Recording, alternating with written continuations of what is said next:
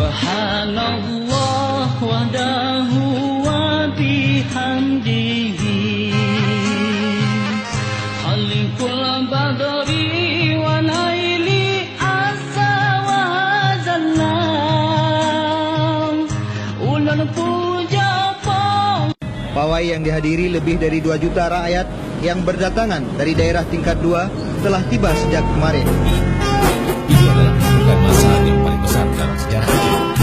Hampir 1 juta orang berkumpul mendesak selesai konflik secara damai. Dan kantor-kantor. Ternyata massa masih terus berdatangan ke lokasi upacara, terutama masyarakat.